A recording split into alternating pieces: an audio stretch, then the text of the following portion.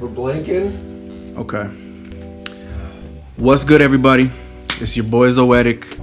You are tuned in to the return of the Grain of Salt Show. It's been a long time. It's been like 2 years since we put out our last episode. We did a 5D special. Had some individual interviews with every single one of us. Icy Beats here, you know what it is. Just dropped the new beat tape, all instrumental. It is called Reality Check, which I feel like is very fitting for the time where I'm at in life right now. When you put together a project, how do you figure out what the sound is going to revolve around? I mean, this one was very obvious to me, honestly, of what I needed to do in order to move on to the next stage of producing for myself. And that was really just getting recent beats that I felt were top tier of what I've produced so far in my producing game and get them out for the people to hear. Like I said before, the relevance and the really feeling of it kind of just fades away. I think that's a good transition.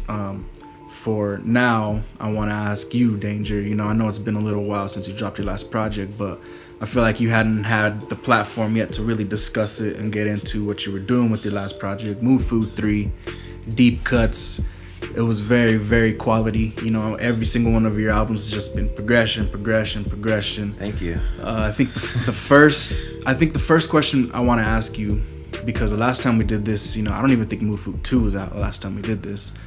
But I want to ask you about how you evolved from just feeling like, because you've said this before, how you just felt like you were soloing over Ian's beats to where by the time Mood Food 3 comes around, you're producing this shit yourself. You know, Ian's helping out, you know, he'll throw drums, you know, help you arrange things like that. But at the end of the day, you're the one who put that project together from front to back. So that's what the first thing I want to ask you is, how did you find the progression from just playing solos over beats to producing top to bottom a project?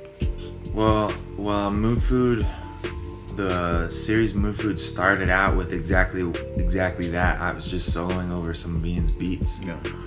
Mood Food started when 2017 we moved to Colorado, and we had the studio set up right in the living room, you know, as always, and it was especially for those first few months, that was the center of our attention. Oh yeah. Big old snowstorms snowing us in and getting those beats started. It's exactly what it was for me. Practicing soloing. I love lead guitar, rock and roll, soloing. I've always loved the opportunity to introduce that type of music.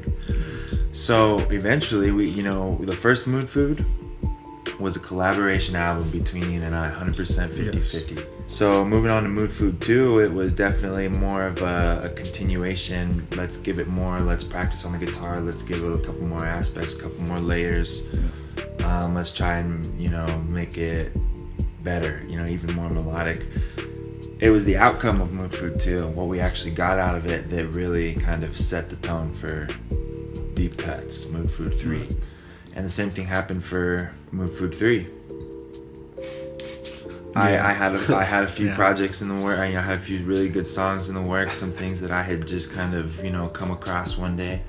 And, some, unfortunate events happen, 5D is infamous for losing music. Yeah, and so it kind of gave me, it kind of set me back a little bit for sure, but it also gives you time to think, and I think everything that happens for a reason, ultimately. Of course. Right. And just as Ian was saying, like, music from artist to listener should be a direct translation of emotion.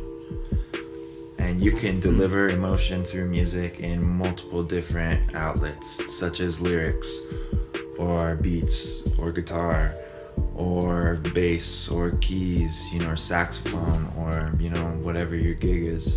Mm-hmm. You should be able to translate it any way that you see fit, especially if it's your music, or if you're paying tribute to another artist and you're doing it in your own way. Like, you should be able to express yourself in any way. Yeah. Like you said, there's only a finite amount of notes, right?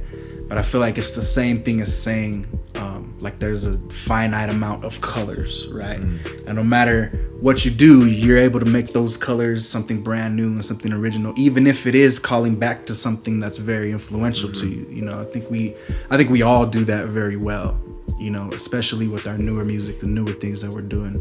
I think we have a good way of finding ourselves within other music, you know, and it's something that we've been working a long time at building up to this shit, man. Just to touch on something with Andy real quick. It's pretty cool listening to an album of Andy's and being able to hear people that I am acquainted with but not best friends with, be able to pick out that artist and say, oh, I know who this is, based on hearing it 2 months ago and then hearing everything else that they listened to and then going back to that album and then being able to distinguish your guitar playing versus, just like you said, all of your other influence, Jimi Hendrix, Stevie Ray Vaughan, Tom Misch, Eric Clapton, any guitarists like that, like they're still able to distinguish and pick out, this is your music from that album, you know what I mean? Which is crazy to me. That's dope. Thank you, man. Definitely something to be proud of. As far as me, you know, I've put out, you know, I'm always putting out, working on music, man. It's something that it's just inside of me, man. I'm always constantly working. Since we did the last podcast, I've put out a lot of music. You know what I'm saying? It's been like 4, 5, 6 projects since then. So I'm not gonna sit here and break down each one of those projects. Just know that I've been on my damn grind, been experimenting, trying new different genres and trying different styles of rap to challenge myself. I believe Deuce's Wild 2 is a really big progression in me and Tones stylistically, the way we make music. We tried different things. We tried things we didn't do, and we also did things that we do well. So I feel like that project, it's the best project that I've put out. I believe, you know, it's front to back. I believe it's heat. Definitely. You know, me and that dude just have such great chemistry. Just building onto it more. Excited to do another one. You know, it's always gonna be on the table. Even though Tone's all the way in New York, you know, it's not that easy to just make music with him, but it's always gonna be something we're working towards. I really just want to deliver something that I could be proud of and something that we all as a group could be proud of, because it's new territory, it's new ground. You know, like I said, we're constantly trying out new genres and trying out our styles at it, how we could flip it. And R&B is just something that I finally feel like I'm hitting my stride on. Definitely. So it's going a tough forward, genre too. It is Vocally. Absolutely, and that's been a challenge. That's why it's taken so long, is because I've taken so long just to record it. But I also want to make sure everything else behind it is right too. So you guys know me, the marketing and promotion is something that I try to do well, and something that I'm trying to do even better, because this is all just me, basically.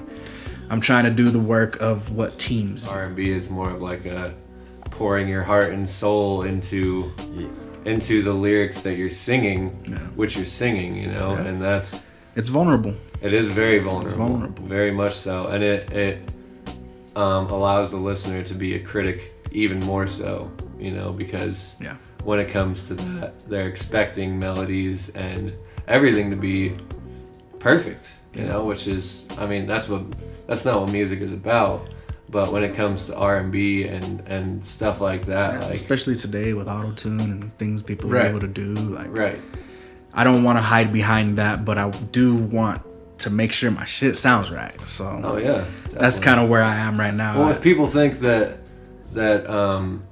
whoever, Ariana Grande, or Grande, however you say her last name, if people think that she's going in and taking her songs, like doing it in 4 takes and calling it good from there, they're out of their mind, because the hours of engineering and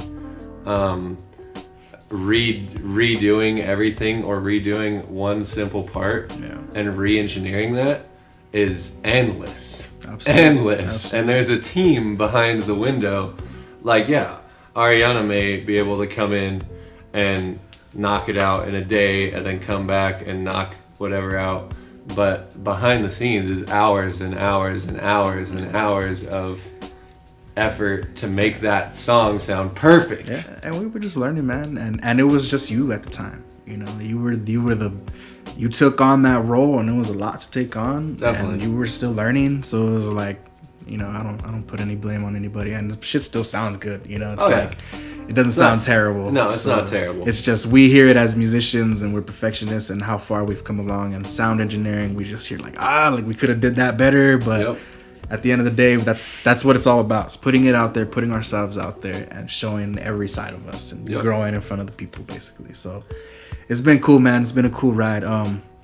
Going forward, I want this platform to be something that you guys feel you can come on anytime and speak about what you're feeling through your music, what's going on behind it. Like, you know, I want you guys to be able to come on here and speak about whatever you want when it comes to that shit, you know, because people want to hear it. You know, we put our music up, but that's only one perspective of us, you know, and there's a whole life behind it, you know, as they say, art imitates life. So it's like, we don't get this music without living the life. So Definitely. I want you guys to be able to feel comfortable on here with anything, you know.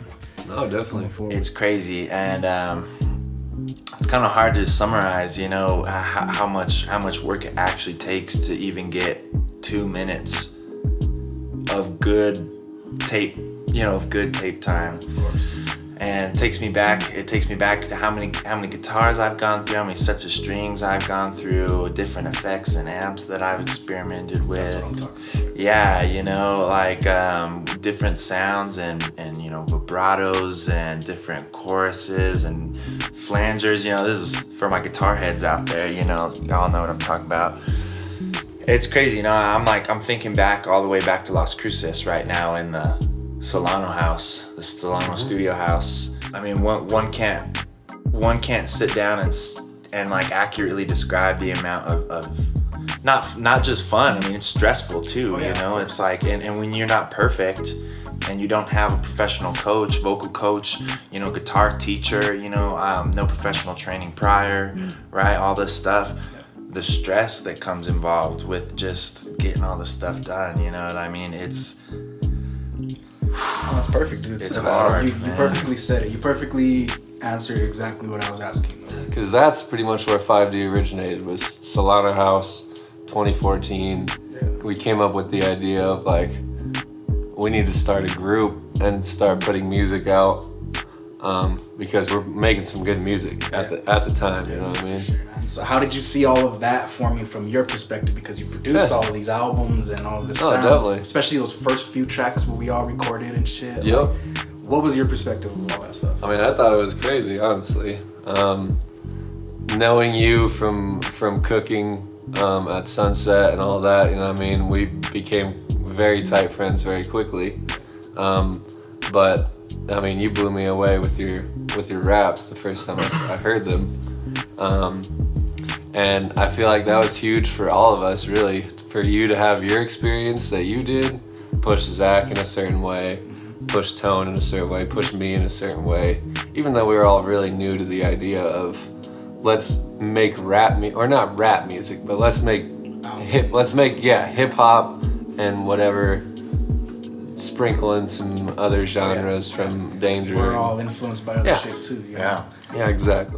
We were just having a blast doing it, and we were in the moment the entire time. We weren't really thinking of like, oh, let's do this to get famous, or like I've got an idea that's gonna make us go viral. Like none of that was ever in the talks. Like I never heard a single word of like, this is gonna make me go famous. Like we were just in the moment, having a good time, chilling with the homies, and I feel like that's what really helped build a foundation of like genuine like feeling of music, not just like I'm doing this for my 30 seconds of fame, you know? Absolutely. I would have to 100% agree with you there. You know, we weren't thinking, we had no ulterior motives. We were just creating because we enjoyed it, we loved it, it sounded good, we sounded good together.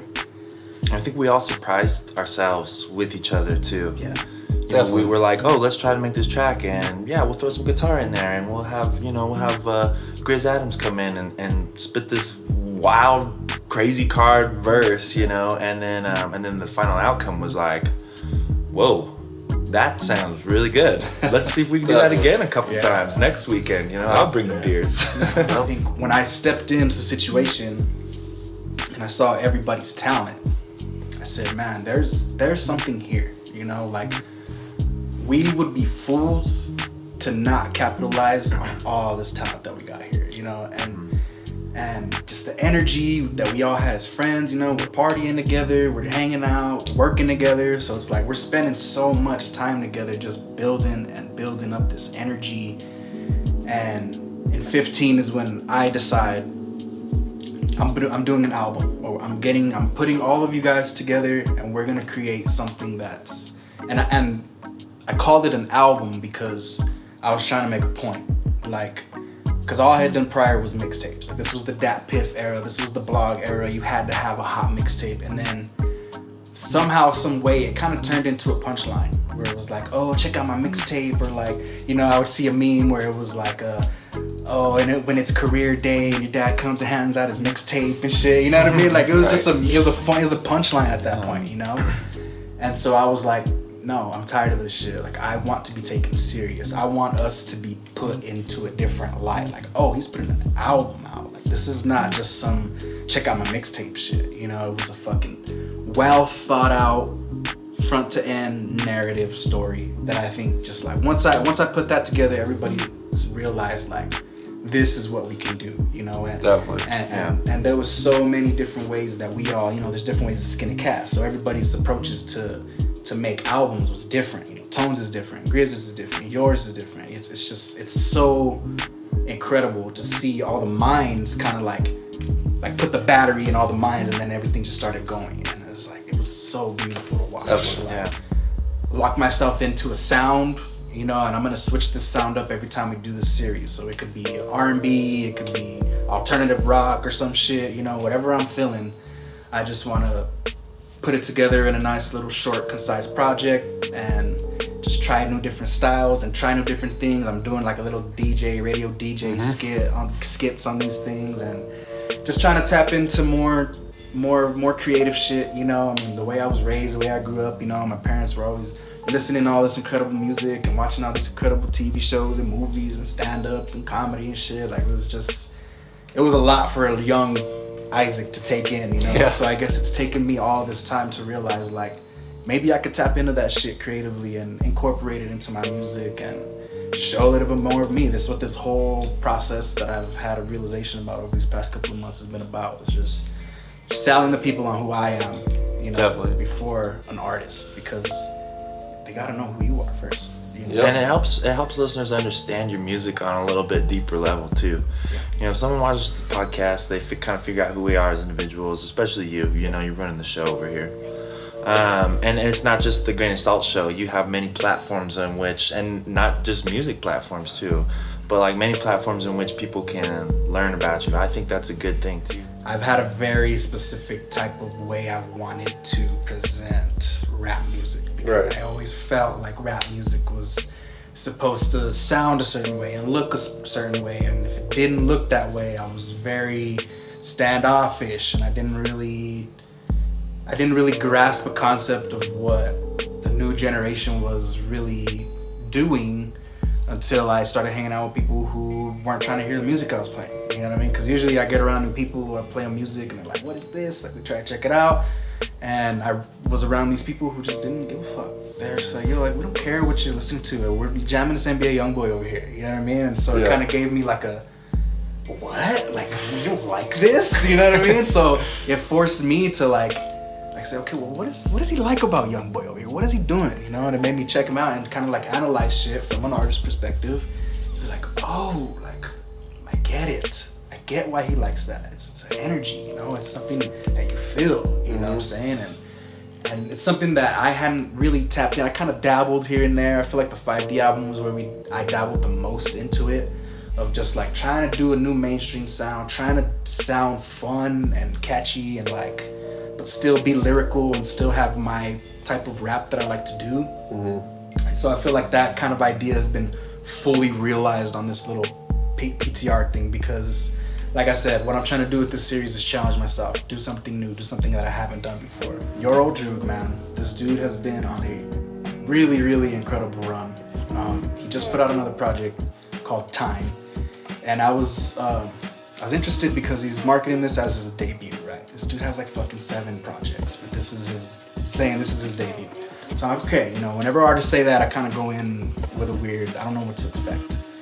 And what I got from him, man, was a lot of introspective shit. You know, he's a very punchline heavy rapper. You know, he does incorporate the comedy and like kind of outlandish stuff into his raps. But with this project, man, he really told some personal stories and you know, talked about like death and very deep shit, you know, and revolved it all around time. And like he has this song called The Magic Watch where he's like pretending it's a time machine, but he's really referencing the album. And like it's just fucking incredible, man. Like he really put together a great fucking project. He's storytelling, rapping at a high capability, beats are ridiculous. He has this song that's very sexually graphic, you know. And Droog, he's not a type of rapper that does that type of shit, you know. So I was kind of surprised to hear that, but the way that he put it together was just like funny as hell. Just the way he's told the story.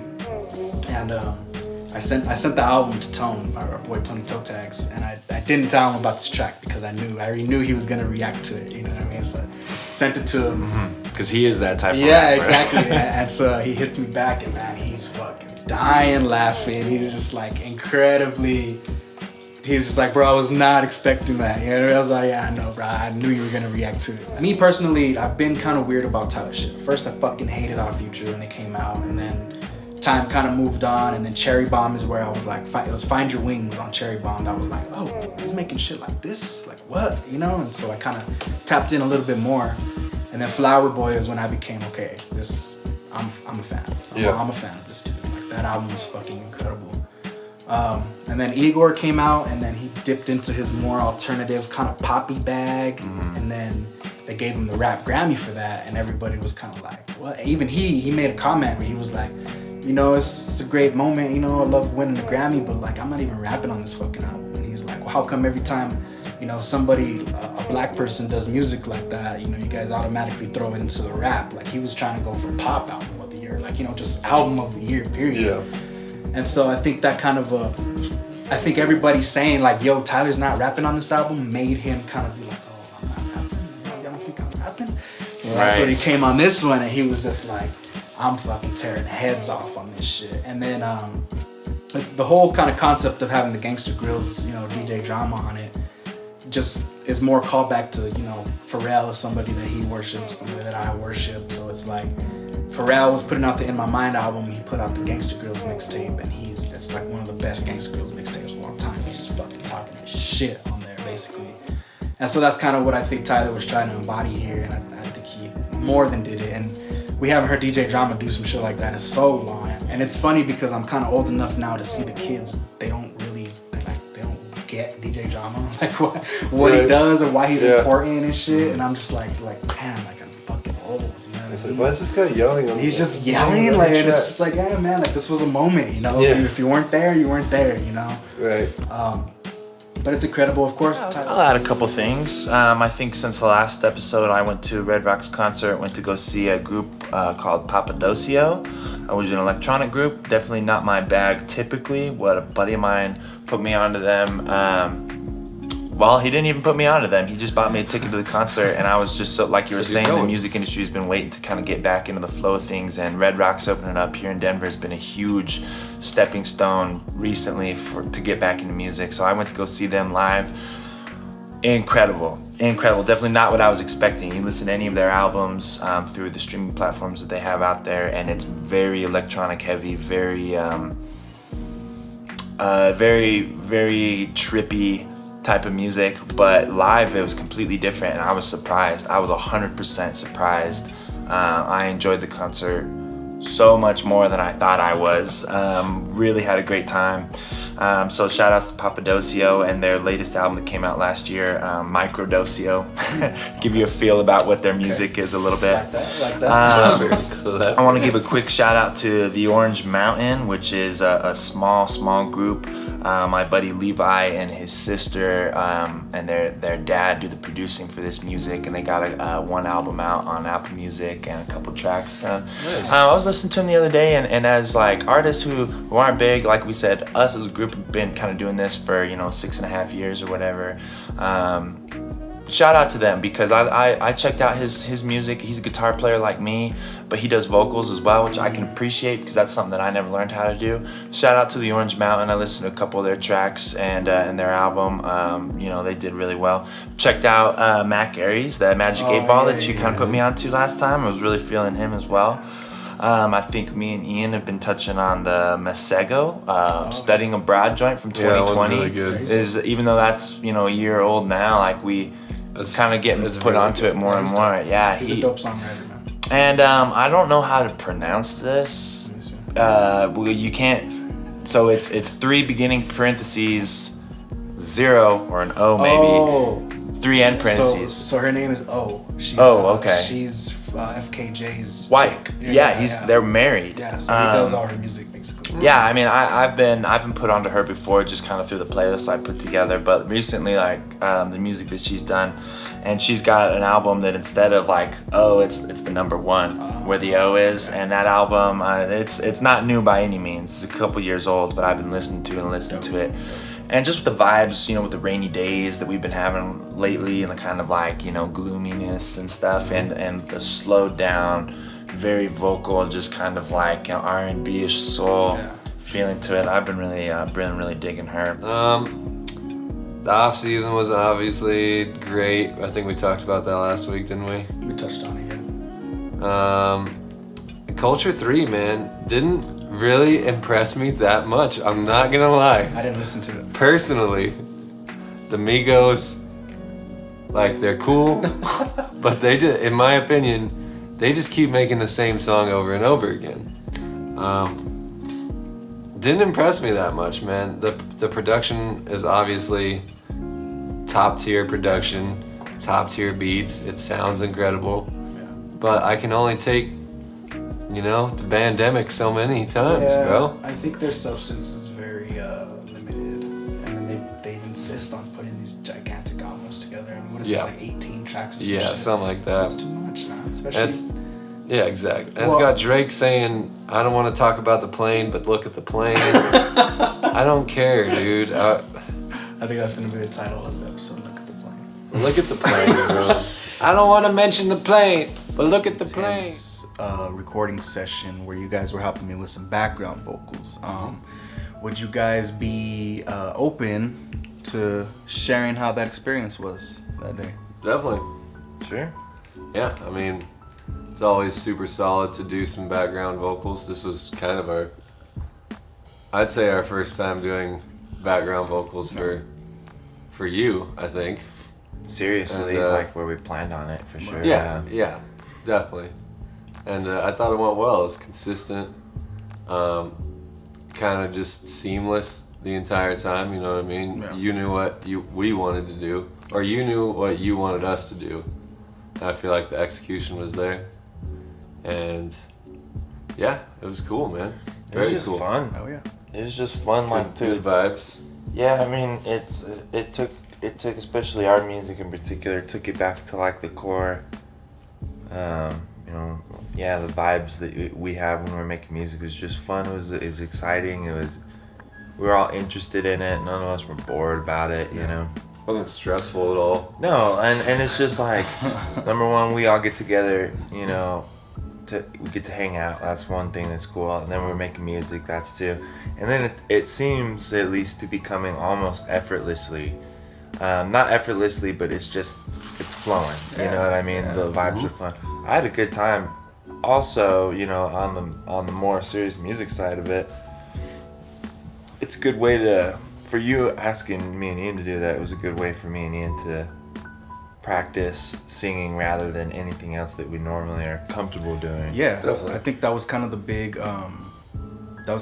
thing that I was going for. Was I kind of wanted to pull you guys out of your normal producing, touching instruments zone, and I wanted you guys to contribute just something different to my project because you guys produce the whole thing. It's whether it's Ian's beats or you on the guitar or the bass or just, you know, hitting me with some extra keys. Like, I was listening to the album and I was like, man, this is cool, but I just need some more structure. I need different texture in the vocals, you know, because I'm doing a lot with the vocals, but it's still just one person and you can kind of tell, you know. Definitely.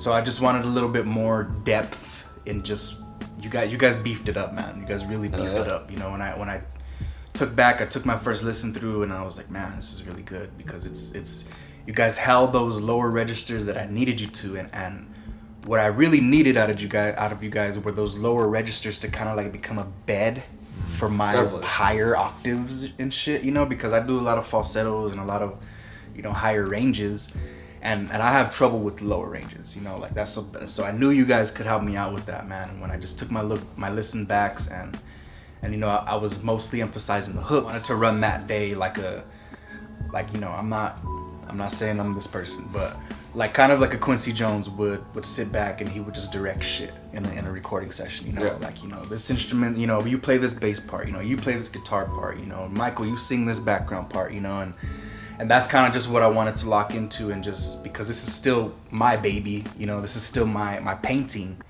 And what I had you guys doing basically was just kind of doing some highlights and doing some outlines, you know, and that shit, man, it sounds great, man.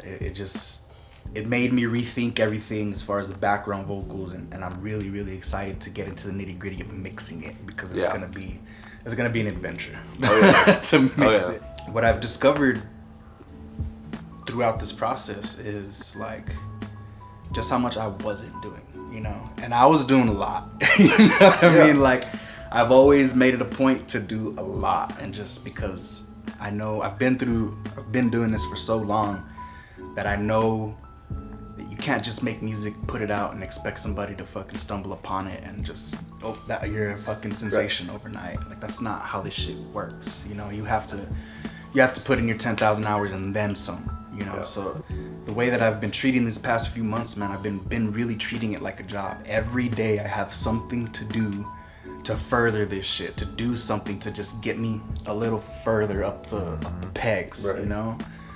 And it just opened my eyes to like, damn, bro, like you weren't doing shit, you know? And I still have a lot more to do, you know? So I'm enjoying this whole process, bro. I feel like I'm really, really finding who I am as an artist, and as not just an artist, but just the work ethic that it takes, man. Like, I'm kicking ass. I'm focused now. I'm laser focused right now. That's a fact. Man. I'm just trying to load the clip right now. Yeah. Load the clip so that when I do roll this album out, it all looks orchestrated and organized. Definitely. So with that being said, we're still doing some more videos. We got a video planned for this week, and you know, I got all the treatments ready and stuff like that. So I'm just excited, man. I'm excited to get into the nitty gritty of this album and present it the way I think it deserves to be presented. I'm most likely I'm taking a trip to New York City to go visit our boy Toe Tags and promote the album. Gonna have some promotion shit going on, and I'm gonna book a podcast studio. Nice. I got some plans, man. I got some major plans for this. I basically treated this like the first one, you know, when I was making Going the Wrong Way, you know, I also made the mixtape Impulse, right? Where I just spit a bunch of bars over Madlib beats that I just, you know, some of my favorites. And that's just kind of how I treated this. Tried to just get into that zone and use a different vocal mix to make it sound just more rapidy rap. You know, I think sometimes people, well, especially like in the 90s, like late 80s and 90s, people were cool with like shitty mixes because they were just like, it's hip hop, you know? It's hip hop, just leave it, you know? Yeah, it's what it's supposed to be dirty, it's supposed to be grimy, you know? And so I guess that's kind of what I was going for here. But it's cool, man. I had a lot of fun. And so after I was making this tape and I hadn't come up with the title yet, but I just figured since it has so many similarities to the first Impulse, and you know, it's gonna be a Bandcamp exclusive, and I'm using kind of the same vocal mix, and it's a mixtape over other people's beats. I'm just gonna make Impulse a mixtape series now, and this Nice. one is gonna be called I Love the 80s. Impulse, I Love the 80s. You know, and I think it's a cool direction. Yeah. It's dope. Excuse me. Bought a whole like b-boy outfit that I'm gonna do for the cover. So it's gonna be Yes, like dude. it's gonna be. I'm going all out for it, Nice. you know, and I'm just going all out for this whole rollout of this album, man. Like I'm tired of just putting music out and letting it just fall into the abyss, you know. I'm Yeah. trying to put legs on my music and build anticipation for before it comes out, and keep the replay value for after it comes out, and just do as much as I can, man, to just beef this thing up, man. Just inject it with steroids, you know what I mean? Yeah. And I think I'm on the right track, man. This mixtape is pretty cool. I can't wait for it to come out. I contemplated getting a DJ to mix it all together, but I think it's just too short notice. And there's DJ cuts in the song, in the beats Right. that I'm doing. So Yeah. I feel like that's enough. But it's cool, man. It's cool. Well, what do you think is the main difference between mixing, like, let's say mixing an R&B album and mixing like a rap album from Tone? You know? It's just all the energy. I feel like I kind of let the song guide me. It's not really me like I want to change this immediately. It's really just the vibe, Yeah. the vibe that I want. Cause on an R&B project, maybe smooth the vocals out a little bit. On a hip hop, you can leave it nice and grungy and just not raw, but definitely like leave it punchy. You want him to stand out. You know what I mean?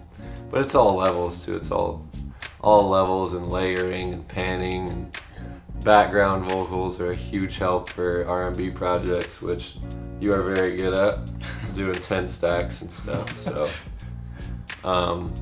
yeah, I feel like it just all depends on the song.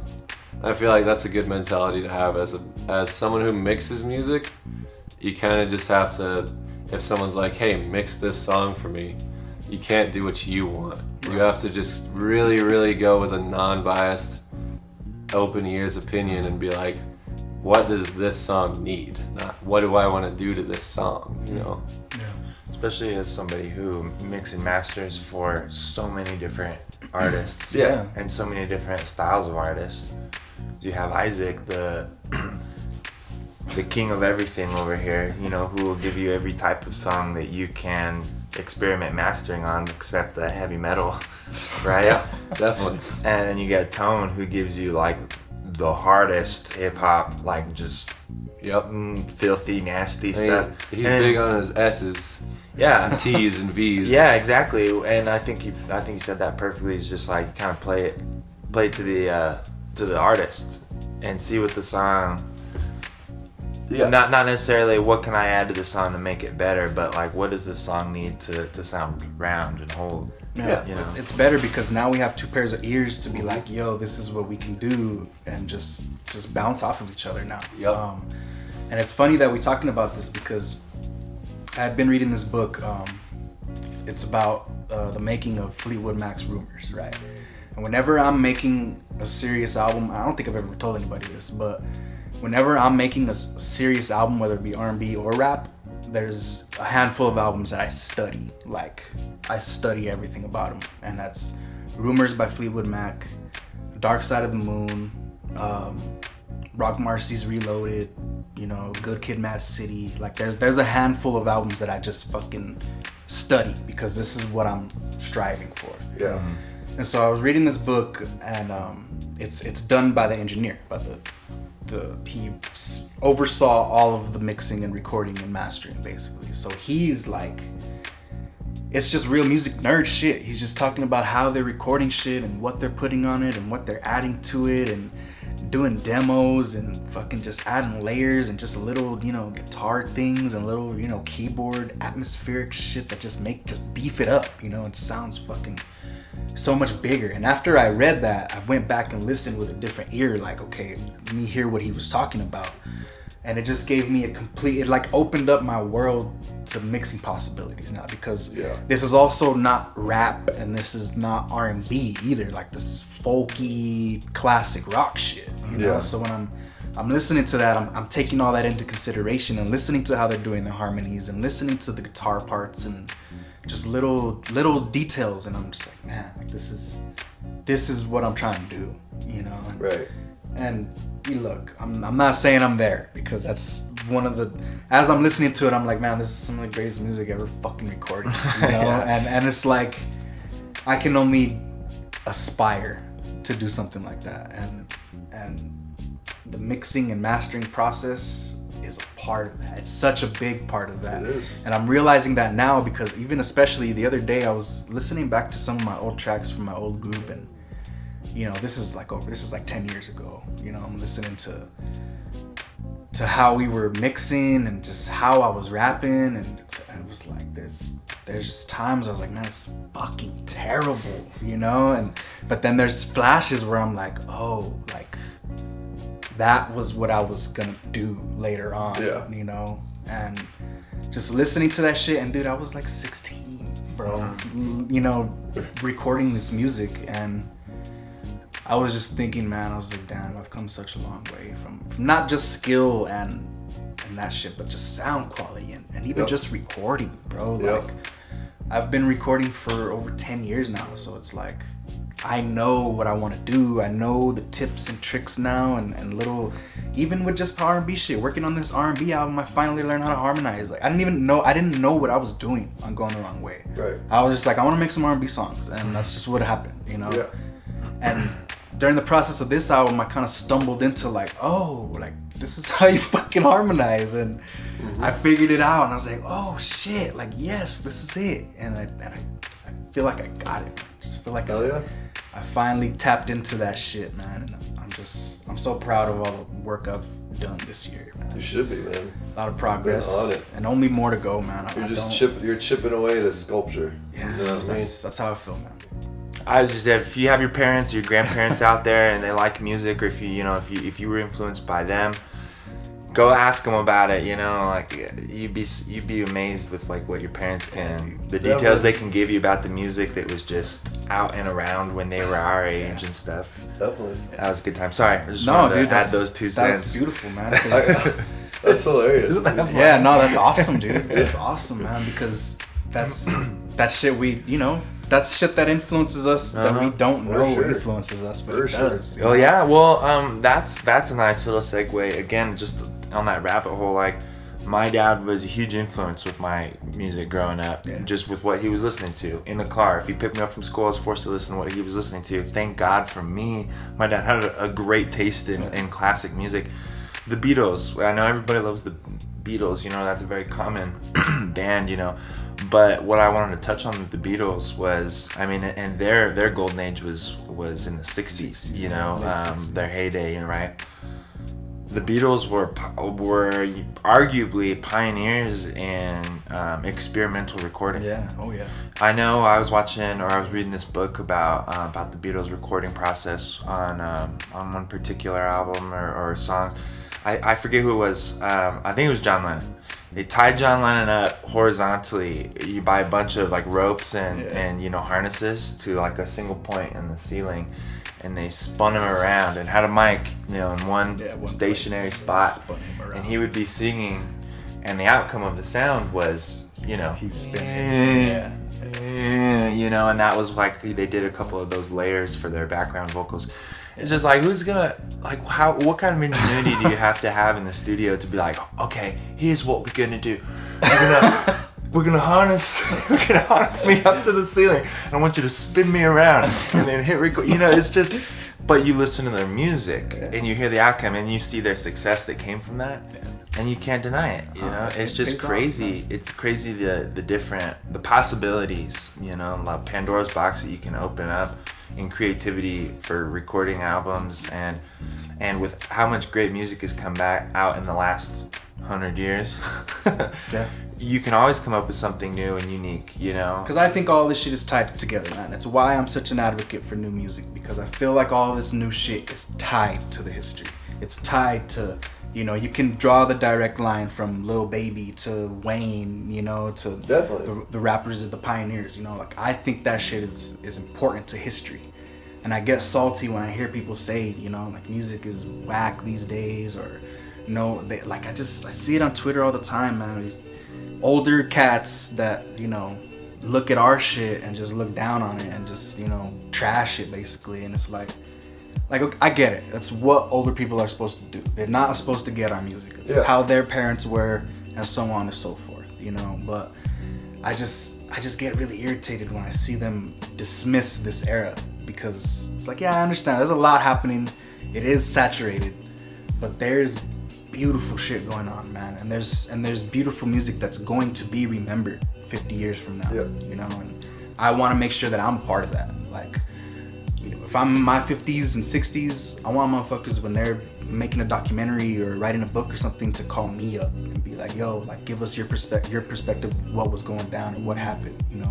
And I'm not saying my you know, my perspective is the end all be all. I just want to make sure that my perspective is encompassing of a whole community and section and percentage of people to represent what this time was, you know.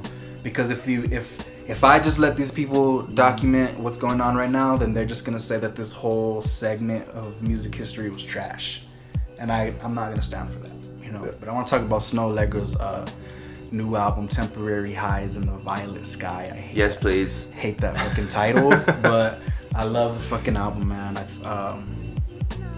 She just brings a brand of R&B that is very influenced by traditional stuff, but she's still doing a lot of new stuff. And this album in particular is a lot of her new fans weren't loving it, because her past couple albums have been just a different sound, right? They've been a lot more emotional. It's been a lot more kind of more instrumental, you know, picking up instruments, you know, you can hear bass lines and live drums and stuff. And this album is a little more on the synthy electronic side, kind of, not all the way electronic, but they're, you know, drum machines and definitely and synths and even some samples. Like, there's a song on there, On My Mind, which is probably my favorite song on the album, where it just sounds like a Drake song basically, but the way that she approaches it and the way that the background vocals are laid, and James Fauntleroy, one of the most prolific songwriters of this generation, just laces it with background vocals that are just beautiful, man. And God, man, I love the album. As somebody who hasn't been like listened to her for her past projects and stuff like that, I thought it was really good. It was right up my alley for what I've been enjoying as a music listener recently, especially as you've been getting me more on the bandwagon of R&B music, and just kind of trying to dissect, you know, how it's made, since we're trying to make our own, you know. Trying to kind of study it, you know, and see, you know, what's done here, or how it sounds, or what's standing out the most. And, you know, I've really enjoyed it. I've really enjoyed some of her music, and I think this is a little outside my character, but I kind of like the synth in it, like the synth kind of more electronic R&B kind of feels that she has to it. Some of the editing on the vocals, where it's obviously like pitched up or down or stuff like that. That's not something that I am typically drawn to, but I enjoyed it a lot. I really enjoyed it a lot. And then I'm not as savvy with the names of the songs and everything, since I'm driving around and I'm like, oh, I like this one, and I'm not sure exactly which one it is. But I've really enjoyed it. I've really enjoyed it since you put me on. You showed me one song from her out, and I was like, okay, I want to listen to this song a little bit more. And then I was like, okay, downloading the album, and we're gonna start it from the beginning. Stimulator Jones, man, this dude has been on his grind, man. You know, he dropped his debut project in 2018 on Stone's Throw, R&B, probably one of my favorite projects of 2018. And he's just one of my favorite artists right now, period. Multi-instrumentalist dude. I've been talking about him, I think, on every episode of the podcast so far that we've done. He put out a beat tape, man, on Stone's Throw. It's fucking beautiful. It is just beautiful, man. Very, you know, Dilla Doom Madlib influenced, which is fitting for it to come out on Stone's Throw, because that was the label where they, you know, they had all three of them signed within like a 2-year period, and put out classic albums like Mad Villainy and Donuts and Champion Sound, and, you know, the list goes on and on. Beautiful beat tape, man. Samples are incredible. Drums are fucking slapping. I don't want to call it boom bap because I just feel like that word has evolved. We've gotten so obscured. We've got so far away from what boom bap actually is that I don't even want to use the word no more. I feel like boom bap is like a tempo these days. Yeah, it doesn't even matter. like the vibe doesn't even matter anymore. It's I don't just like that, man, because boom bap, it's literally onomatopoeia for Yeah. what the fucking drums sound like. And Yeah. if you don't have drums, it's not fucking boom bap, bro. Yeah, Like, definitely. you know, for as much as I love all this Griselda Rock Marcy shit, it's not boom bap. Yeah. That's not what it is. It is an evolution of traditional hip hop, Definitely. but I've seen people try to call it neo boom bap, and let me tell you, I fucking hate Neo that. boom bap? I It's just like fucking grungy. Despise It's just that. grungy, simple slapping beats. Yeah. It's like it just like Alchemist is that. Right. Yeah. That's Alchemist, man. Yeah, and I think all of this stems from Rock Marcy, because when Rock Marcy came out, you know, he wasn't doing anything new, but for what was going on at the time period, he changed everything, you know, and that didn't happen quick, you know. By the time Griselda came around, that's when it all culminated into this like movement, basically. Yeah. So anyways, man, Stimulator Jones, and what I would also like to say, man, is Stimulator Jones is going to be on the R&B album. Damn. He's going to be on it. He's going to be playing some guitar on it. Should be sick. So yeah, I am not Stimulator Jones. I'm just kidding. If I had the horn right now, I'd be pushing it. No, it's cool, man. I just you know, I saw an opportunity to get him on the project, and I took it, man. That's where I'm shit right now. I'm gonna take advantage of every opportunity, man. And I also just want to, you know, expand and get as much That's crazy. ears That's as possible. crazy awesome. Well, yeah, man, and that was kind of the idea of when I got Quelle Chris on There's a Lot Going On, you know, which you guys probably aren't too familiar with Quelle, but he's an underground force right now. Like, he has a cult following, he has an amazing discography, and that was kind of just the idea. It's just, he's one of my favorites, so it's like, fucking, if I have an opportunity to work with one of my favorites, why the fuck not? Definitely. So Chicano Batman put out a new, they put out an A and B side.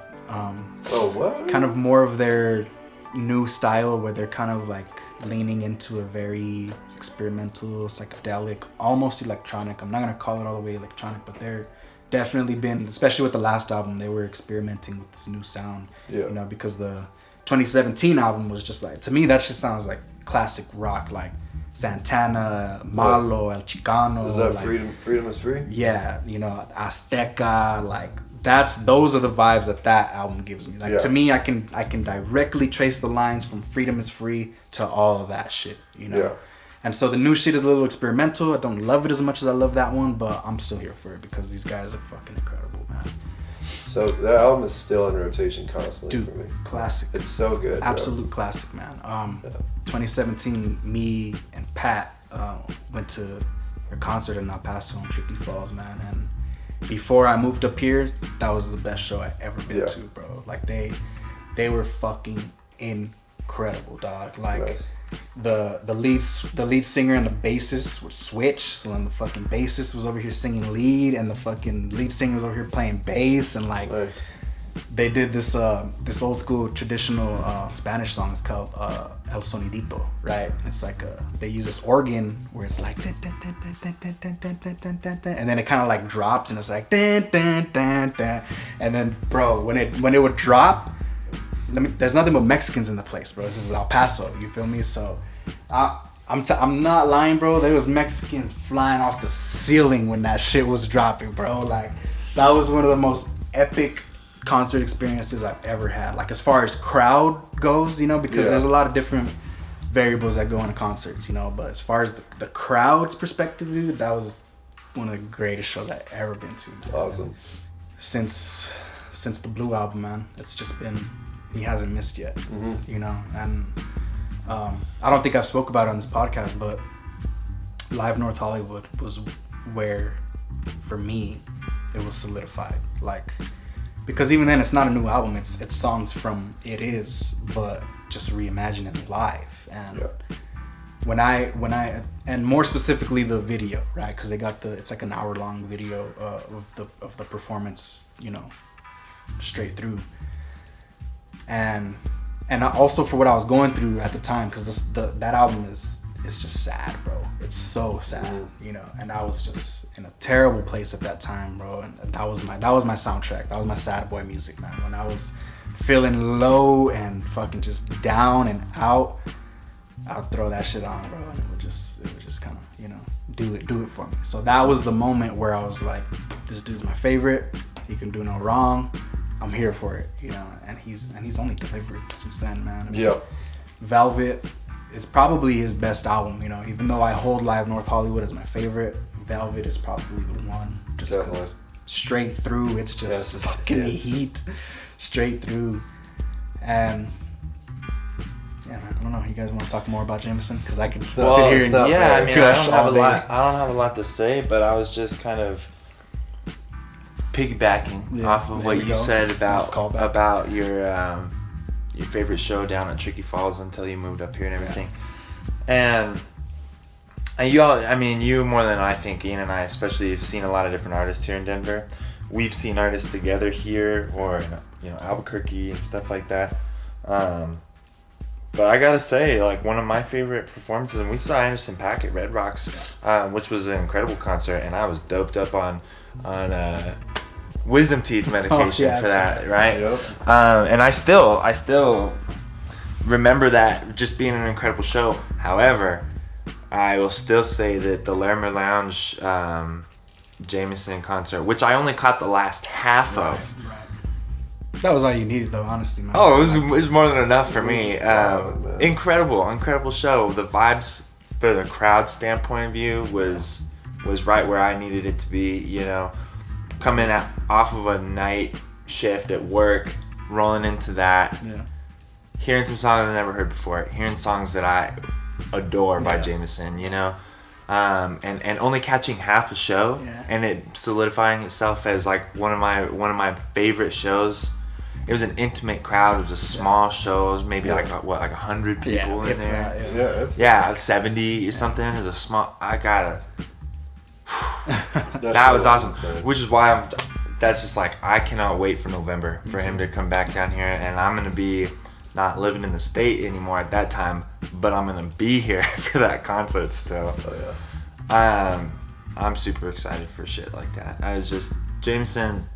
Thank you, because you put me on to Jameson, and not only does his music hit like that, his live performances hit like that, but it's somehow right up all of our alleys musically. It's got a little bit of everything. Yeah, and we each look for, or at least, you know, initially on an open listen to a new song, no matter who it is, all of our ears kind of go to one aspect of the song first. Might be more excited for this one than I was for the 80s project, which is saying a lot too. I mean, you guys had a lot more input, like you said, on this one, and just how hands-on we were with just creating it. You know, I would show you guys these songs and I'd be like, hey man, you know, you think you guys can recreate this maybe? And just took a couple listens, and you guys were able to provide what I needed. So it's a fun process for sure. Really fun, really entertaining to be working on stuff like that, even in the moment. Yeah, absolutely. If nothing else, you should be proud of the work that you put in on your own work, because it's very admirable. And even just keeping it in a 5D circle, you know what I mean? Like, none of us have taken the leaps of faith that you've taken to get all this stuff done for the listeners, you know, or the viewers, or whatever their platform is, you know. None of us have really taken that leap except for you, so you should be proud, and you should be happy with the work that you do, because it's really great, dude. Sure. No, I appreciate that, man. And I don't know, man. It's just who I am, man. I'm always gonna be hungry. I'm always gonna want more. I'm always gonna strive for more. So that's good. I think it kind of keeps me on my toes and keeps me getting better. You know, after 15 years of doing this, I'm still getting better. So well, Gator and I have been talking about also, as per your influence, Zoetic, we've been wanting to do some vocals on some tracks too, because Gator and I have messed around before, like Stepped in a Puddle The old track from which beat tape was it? That was the Icy Beats by Icy Beats. Self-type. Yeah. We did some. I mean, we've messed around and we can hold a pitch. You know, we can do stuff like that. But we wanted to kind of take a few tracks and get a little bit more serious about adding some vocals, and not just vocals, and not just comedic vocals, which is kind of where we were in that first little experimental stage with singing. We want to kind of write some good songs, or at least maybe some hooks, so that we can kind of like hand these songs out to some artists, or you know, Tone or Grizz Adams or you or whoever might want them, some other artists or something like that. But yeah, we've talked about doing a little collaboration project, which basically all of my projects, with the exception, and maybe it's not even an exception, but my last Mood Food 3 project was almost all of it was produced by myself with touches of Gator and other artists in there and stuff like that. But everything with the exception of that is basically a collaboration project between me and Ian. So we want to stay true on that. We want to make good on that and kind of deliver a little project. The release of that is going to be kind of hard to pinpoint still, but also it's the way I feel about it is kind of what you were saying with, you know, all the work that you put into it, and to like see all the work that you've done after it's done, and to look at it as a whole, to appreciate it that way. I would personally really like to put a lot of work into that project with me again, and make sure that it comes out with a full round project that's just better than anything we've done before, because we shouldn't keep striving to like put the same quality stuff out. You know what I mean? We should try to do a little bit better each time while still maintaining, you know, that particular sound. I mean, like I said, you have so much input on not just the covers project, but my album that's coming out now. I look at that as our album basically, because there's so much jam-packed into it, you know, that we've all provided, from production to background vocals, and it's just, I think this album kind of just culminates our three specifically's relationship over the past year, and establishing a new place to create, establishing new environments, you know what I'm saying? Right. I think that's what this album represents. So yeah, man, I mean, just because you're not putting nothing out this year, man, you know, you've still put in work this year. So. Right. Well, I still feel good with myself as a musician this year, because I have worked on stuff, you know. What are your guys' thoughts on Tony Toe Tag's newest project, Troy Ave, available everywhere? It was a long time Slow coming. hand clap. Long time. Long Slow time hand coming. clap. Very long time. We were all present because he recorded that last summer, Yes. I think, right? Yes. Along with a plethora of other fun things. Like 30 songs. Yeah. Yeah. In like a matter of like 4 weeks. Yeah. Yeah, That- like a month and a half. That recording session when he was staying at the house was like a month. It was so fun, dude. It was intense music So time. For sure. It was cool coming full circle on that. It was cool to finally see some of those songs surface. You know what I mean? And it's always different. Well, I mean, especially for Ian, you know, who mix and masters these songs. You probably listen to each song from each so album many times. hundreds of times each. So many You know? times. So it's one thing to mix and master the song and to listen to it over and over again, and to be there while he's, or you, or whoever's recording the music. And it's a whole other thing to listen to it as a complete project, a complete thought, where you're not worrying about what you should change or what bass sounds like, vocals, or whatever. It was cool to finally see him actually put something out, especially since he's been across the country from us, you know. Yeah. For sure. But I really like, what is it called? Eye for an Eye. Yeah. I'm all about storytelling in hip hop, especially. One of like some of my favorite artists and songs from like, you know, 80s and 90s, the old school hip hop, are storytelling style songs. You know, where it has a beginning and an end, and there's mystery. You know, and the verses are the parts of the story, and you know, the hook kind of tells you why things are the way that they are. I thought Eye for an Eye was a really well put together, really well written song for Tone. I think he delivered it really well, and that's That's not even my favorite song on his track. It's just one that I was actually talking to him about this yesterday. I just really like that song because of the storytelling aspect of it, rather than look how fly I am, like I get all the hottest bitches, you know what I mean? Like I make money. That's cool, man. I think that there's songs for clubs and then there's songs for listeners, you know what I mean? And to sit down and just listen and kind of view things from a different point of view. I think Tone, like all of us, has grown with his songwriting, even though he recorded this over a year ago. First thing I want to talk about is actually something that I forgot to talk about on the last podcast, because I've been bumping this album for the past couple months. Children of Zeus, Balance. These guys are from the UK, and me personally, man, it's hard for me to get into UK rap, like the accent, and just sometimes sometimes it's hard for me to connect. Yeah. But this album, man, it's very, very just, it's neo soul, R&B, that beautiful instrumentation, that soulful shit that the UK is known for, man. There's a singer on there. I don't know who the people are. I don't know if it's a group or a band or what, but there's a lot of people on the tracks. But the main singer dude who's singing, man, the dude is just out of this world talented. His harmonies, his background is just beautiful. Children of Zeus, and it's called Balance. So yeah, man, that was one. And like I said, with the UK rappers, man, they on first listen it was kind of hard for me to grasp it, but ever since I've been listening to it after, man, they really fit the vibes of the track, and they really provide, it wouldn't be the same without them on the track. So I've grown to appreciate it, man. So Children of Zeus, Balance is one of my favorite albums of the year so far, for sure. So now we can get into new music.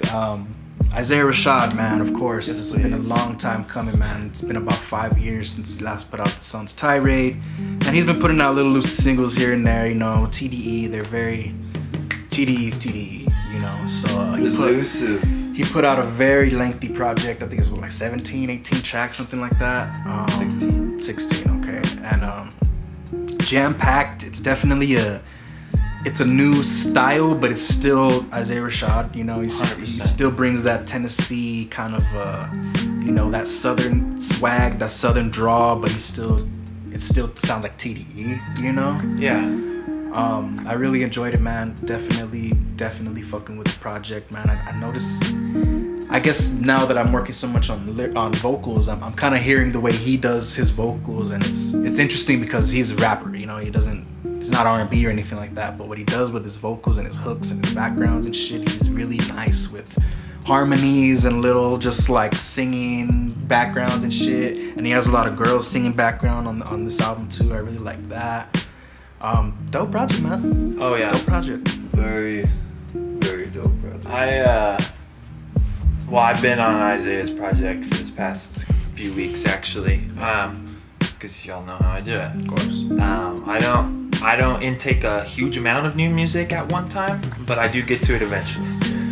Which is why when you say stuff I've never heard of, I try to get on right then and add the album so I can listen to it and stuff. Even though it's like we're never going to talk about it on the podcast after this moment maybe. But for the Isaiah Rashad album, I was actually I've been jamming it. I've been really, really happy with it. I like that it's a new project. Like you said, we haven't got anything from him in a while. You can still get bits. Obviously, it's still himself, you know what I mean?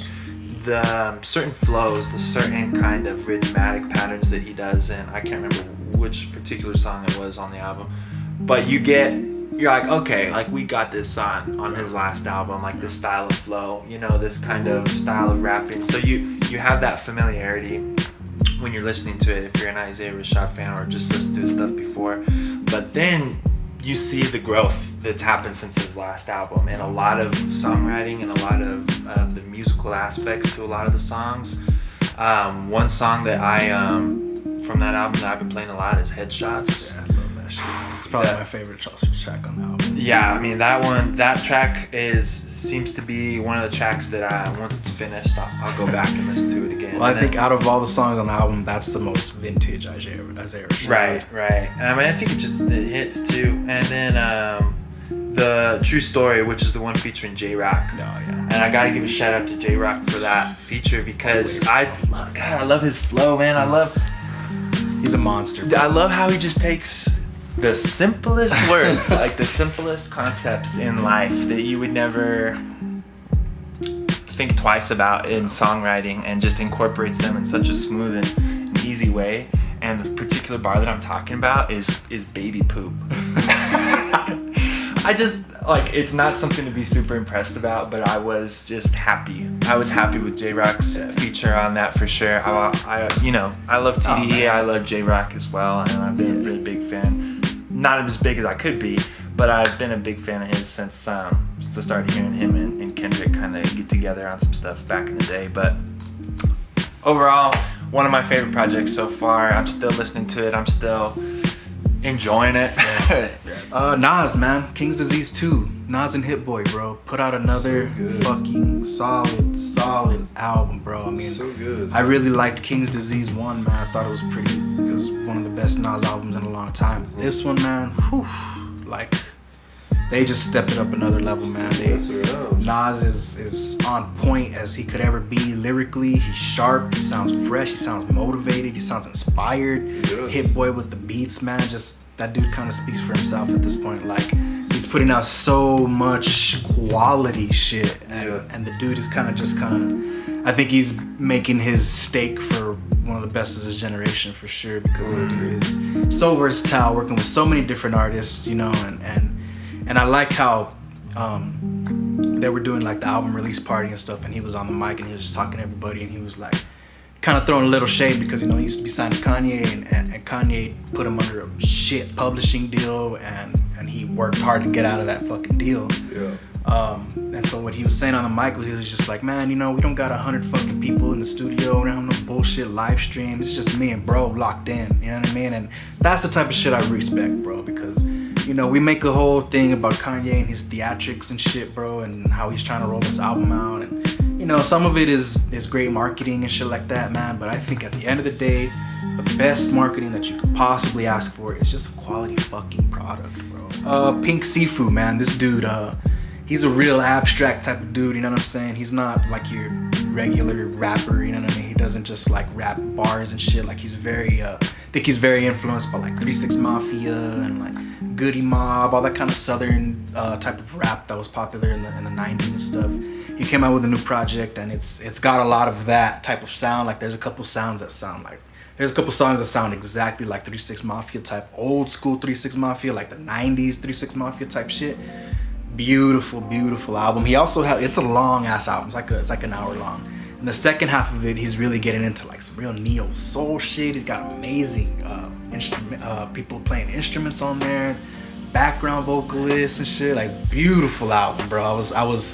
I was tripping because he was able to cover all those grounds, right? He was able to go from this like dirty, loud 3 6 Mafia style to like this beautiful neo soul, like almost like roots type of styles. Like, god damn, this dude is, and he's been on his ground for a long time, and I've liked a lot of his projects, but this one for me is like, damn, this dude is on it, man. So if you guys haven't heard this dude, he's really actually dope. I kind of wanted to talk a little bit about the verses, because, you know, on the heels of what Fat Joe, man, and the Lox and Dipset, man, they put on just such an incredible, well, more so Jadakiss and the Lox, man, just put on such an incredible display of veteranship, emceeing, and just a brotherhood. You know, these guys are finishing each other's bars and actually performing and hyping each other up, whereas Dipset is just kind of a group of individuals, you know what I mean? These guys kind of in it for themselves, and they just weren't really locked in the way the Lox has been. They've been a brotherhood for 30 years, bro. They've never had public falling out, never had nothing with each other, whereas, you know, Dipset,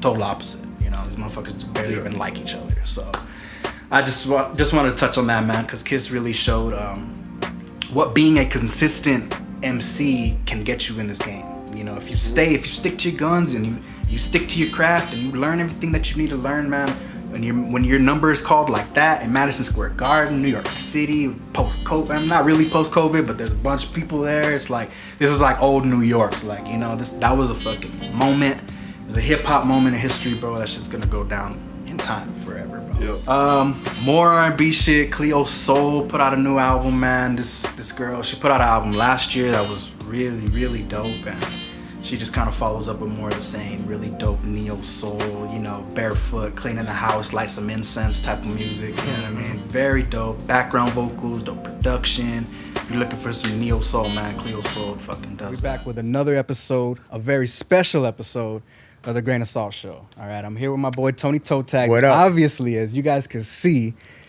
this is a very more advanced setup than we usually run. You know what I'm saying? Absolutely. I'm usually running a pretty low budget setup. You know what I'm saying? But we're here in the illustrious WTF Media Studios. We got my man Blast. Wolf here on the boards, man. Yes. My first time here in New York, here with my boy Tony Toe Tags, man, and a lot is happening. A lot is happening. I came out here to visit and do this podcast, this special podcast, man. And of course, you got Wheezy and Alex, man. They hold shit down, bro, on their flagship podcast, and they have this beautiful business that's going on here, man. I mean, you got Rory and Maul recording here. You got fucking Wayno and Kaz and fucking Horrible Decisions, of course. You got some brilliant It's big idiots time, in man. there, Yeah, bro. absolutely, man. It's big So time. just being here is special for me. It's a blessing. You know what I'm saying? It As really a is fan, special. as just a sort of podcaster, I guess you want to call it. I wouldn't consider myself a full-on podcaster, but I do the show just because I love podcasts. Yeah, you love I it, man. To talk about this you shit, love it. man, You so- appreciate it, and you have something to offer. Everybody's got something to offer, man, and you have tremendous insight anytime that you bless us. With the new podcast, Grain of Salt Show. I mean, bro. Sounds great. I'm really proud of it. It's been a long journey, bro. You know what I'm saying? Right. Because you know more than anybody, you've been here, by my side through the whole thing, man. Just my vocals, in particular R&B. You know what I'm saying? Like, I don't consider myself some kind of crazy R&B vocalist. Like, started off rapping, man, and just But like anything in life, you got to put in the practice, you got to put in the reps, you got to put in the time, and that's what you've been doing, and it's something that you got into late, bro. And with that being said, In Plain Sight, which is the project, go and download that shit. That's the boy.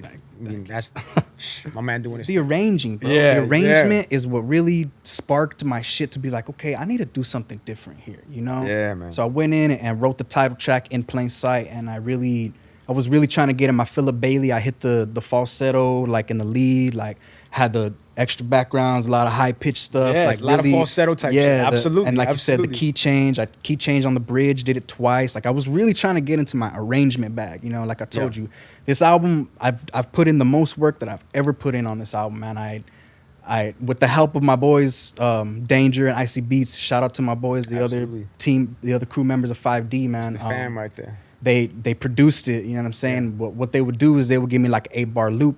I would go in, take the loop, and I would make it like a 3-minute song, and then I would cut shit, add shit. Okay, this is intro, this is a bridge, this is where, and I would just, Yeah, you I build- would you build I the would song. arrange it first before I would write it. Yeah. And so that was kind of where I would start, and then I would just take apart the structure of it and just keep doing it, keep working it until I got to the point where I was like, all right, man, this shit is done. You know, and I'm super happy with the product, man. It's fucking, it's only been a day, so it's like we'll see how the rest goes. I've been doing a lot of content for the pre-rollout. If anybody's been tuned into my YouTube channel, my social medias, I've been all over the place just trying to promote this because I'm taking notes from everybody, man. I'm taking notes from the Ye and Drake and the, even just all the big dogs who are doing their rollouts. I'm taking notes and I'm just taking what I can do with my shit. Because obviously I don't got no budget like that, but it's like, for what I can do, the resources at my fingertips, I got to make the most of it.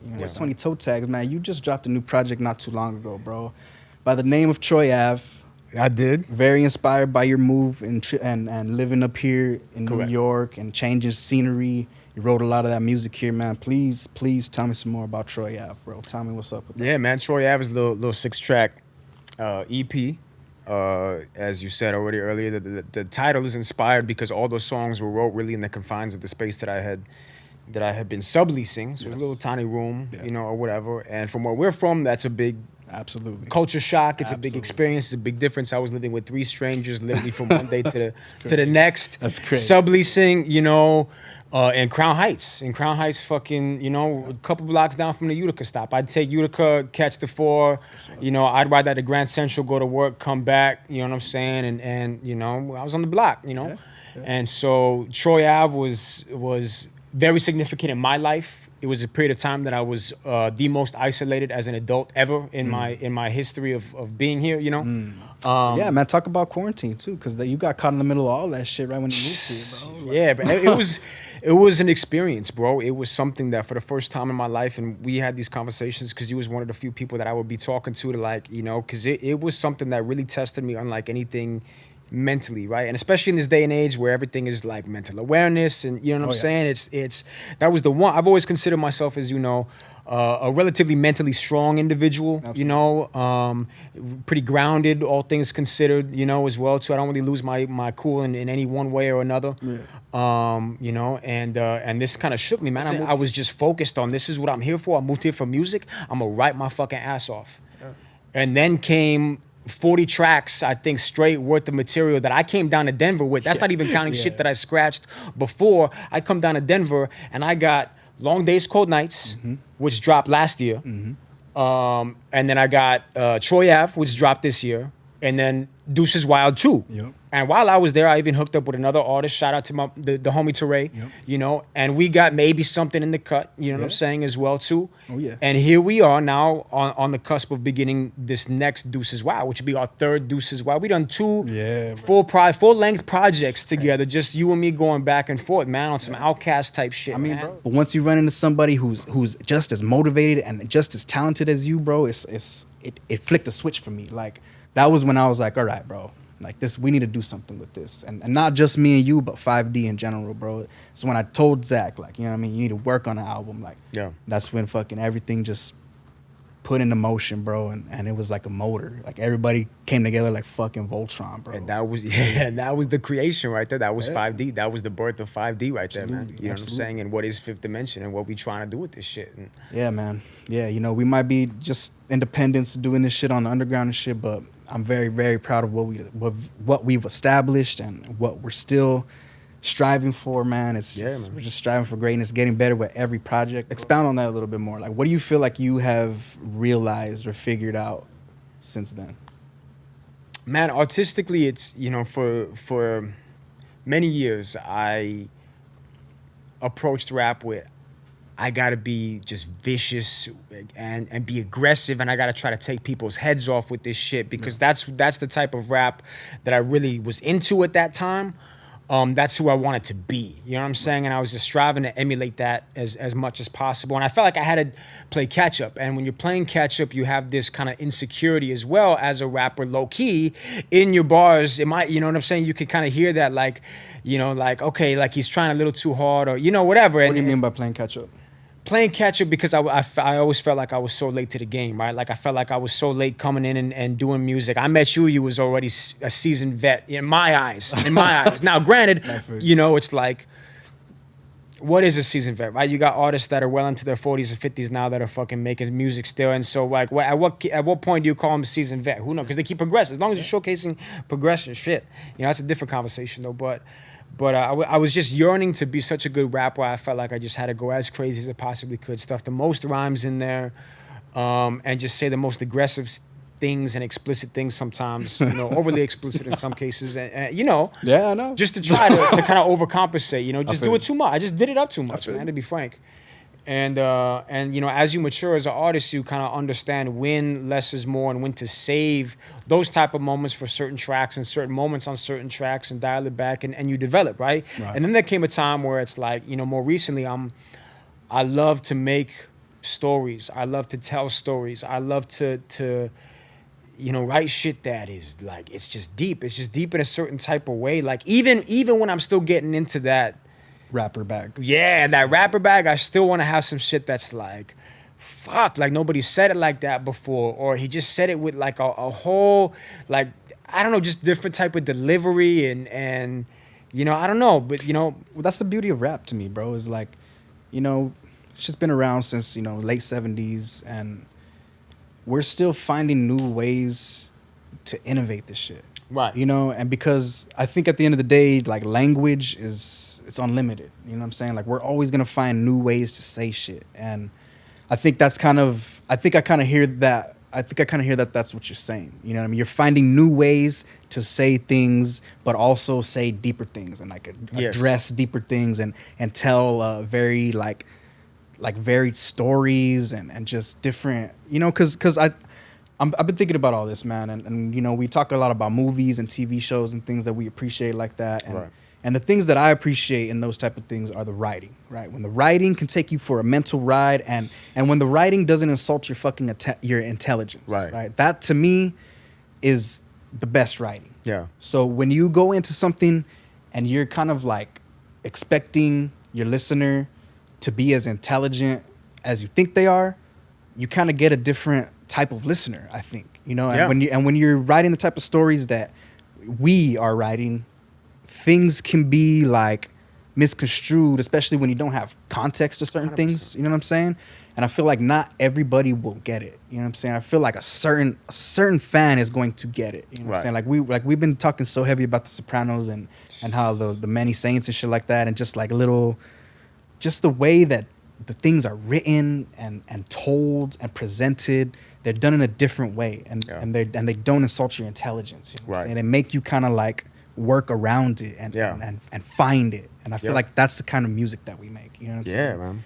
And I don't know, man. It's great. It's great to see your progression. It's great to see all of our progression, bro. And you know, like you said, you alluded that I was a seasoned vet when you met me, but I just had a few years under my belt, bro. And I've had this motivation to like create since I was a teenager, since I was younger than that. You know what I'm saying? Yeah. So when I had a chance to do that as a teenager, I just fucking did it, bro. You know what I'm saying? And it was just a different time, bro. And seeing everything now, that was 10 years ago. You know what I'm saying? I was a teenager in high school putting out mixtapes. You know what I'm saying? Now I'm here as an adult, just kind of like figuring it out, bro. I'm just put out my second R&B album. Like, if you would have told me 10 years ago that I was gonna put out 2 R&B albums, bro, I would have been like, what the fuck are you talking about? Because what I'll do is I'll do rap columns. You know what I'm saying? I mean, sometimes there's very few times for me is there, you know, like, okay, it just flows. You know, most of the time I have to like, it's like I figure out the cadence, the rhythm, the flow, however you want to, you know what I'm saying, the rhyme.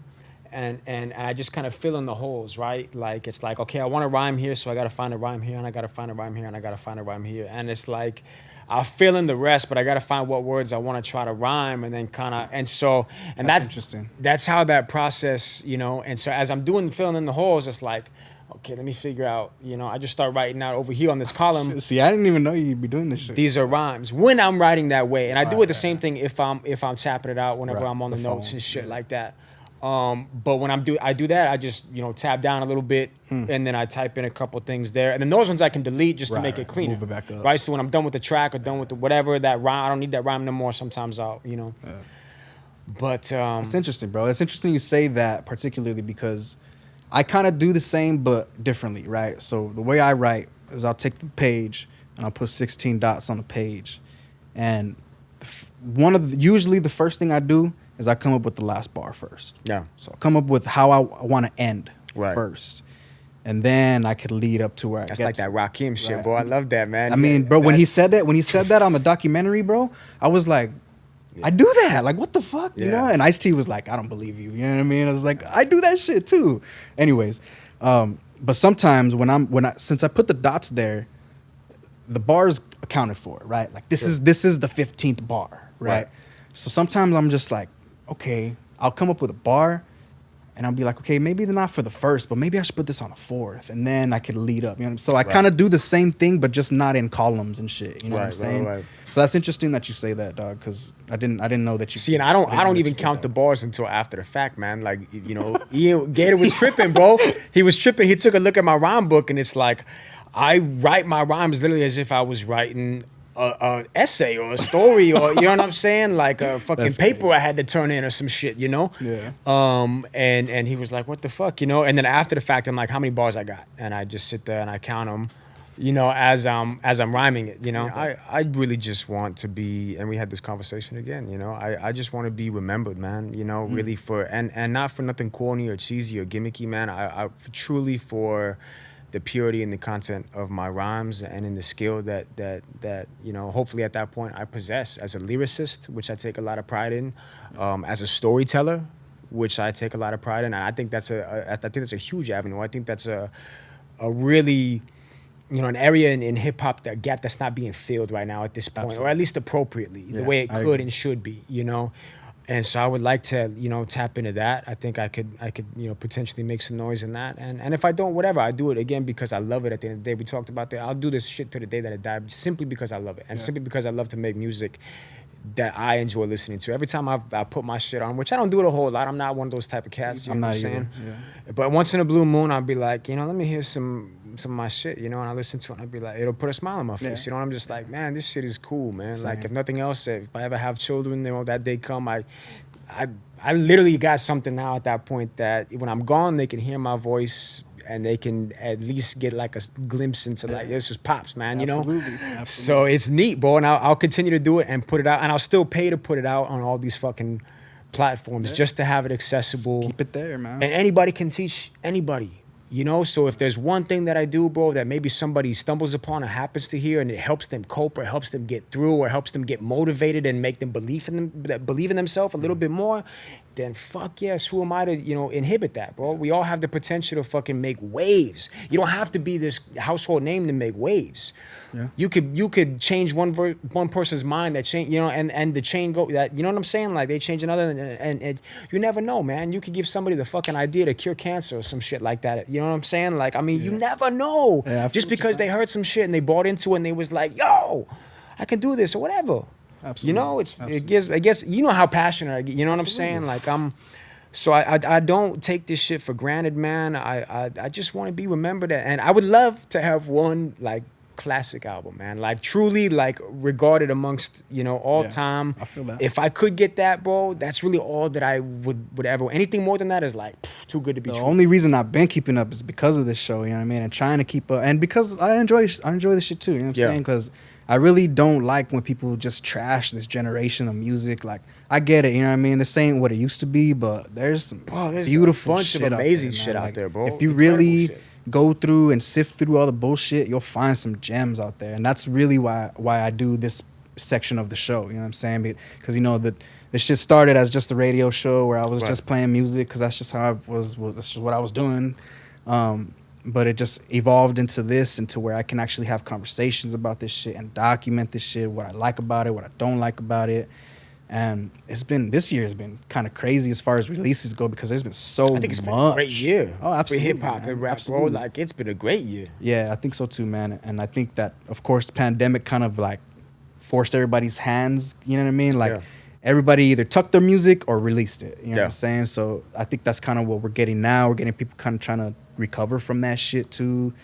But a lot of quality releases, man. A lot of quality releases. I would probably still put Cole over that because the amount, again, with the same with Tyler, the level of rapping that Cole is doing on this album, bro, I haven't heard in a long time. Well, maybe outside of that feature run that he was doing, but on his own project, like, I just feel like he heard. I feel like he heard people talking shit. You know what I'm saying? Because the last couple releases have been a little underwhelming. You know what I'm saying? Not bad, but just underwhelming for who he is. I would agree. For who like we hold him up on this fucking pedestal. You know what I mean? And I think he heard people talking, bro. And that's, you can hear it on the album. Just the aggressiveness and that's he's talking his shit, bro. You know what I'm saying? He started hungry again, and it's hard for artists that, especially at that level, when you reach that level, it's like you really got to dig deep and force yourself to get back uncomfortable to feel that hunger again, because you get so comfy, you lose that drive, you lose that competitive, or not competitiveness, but you just, the drive ain't the same. You do, because he mentioned it on that little documentary that he put out when he was doing his rollout. Yeah. He had that little 15 documentary where he was just like, yo, like, I'm not hungry. Like, I feel like I'm not pushing myself. And